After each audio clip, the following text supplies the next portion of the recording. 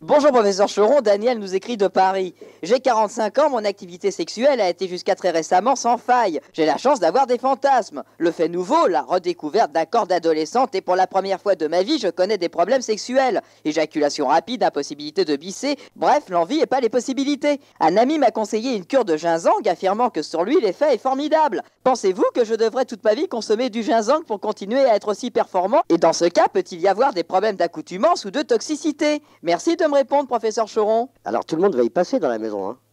C'est ça le ginseng, tout le monde y passe. Alors, le chat, le chien, la concierge, la grand-mère, le grand-père, les petites nièces, les cousins et tout ça. Tu vois, donc la toxicité du ginseng, c'est ça. C'est que tout le monde va avoir mal au cul dans la famille. La toxicité du ginseng, ça ne le concerne pas lui.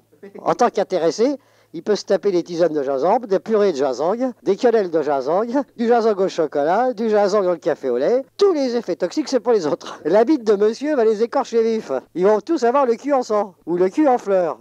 Le cul en fleurs pour ceux qui courent vite, et le cul en sang pour ceux qui courent moins vite. Et Daniel, il peut y aller, c'est pour les autres. Hein, à moi qui tombe évidemment sur le chat qui a le sida, à ce moment-là, le ginseng ne protège pas du sida. Le rat transportait la peste et vous savez que c'est les chats qui transportent le sida.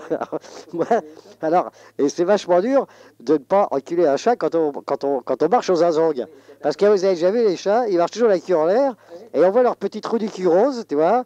Et pour un gars qui a bouffé du ginseng, c'est vachement dur de se retenir. Tu vois, c'est vachement dur de se retenir. Alors t'attrapes le chat par les deux pattes de derrière. Il y a la queue qui est à la verticale sur le nez, hein, tu vois. Hein. Bon, tu fais un petit cunilingus, miaou, miaou, miaou, miaou. Puis hop, pof, tu t'assieds sur la vitre. Ah, miaou, miaou. Clac, pom, pom, hop, le lendemain, sida. Mais quand tu vas à un docteur, normalement, on leur met une clochette à la main, tu vois. Attention, le voilà qui arrive. Tout le monde se marre, sauf les grabataires, sauf les infirmes. Alors ceux-là, ils ont des rouilles, hein, je crois pas. Ah bah, sa petite amie, elle va avoir le cul en feu. Elle va en prendre plein le cul. Bonjour professeur Choron, Amanda nous écrit d'Armentières. Depuis environ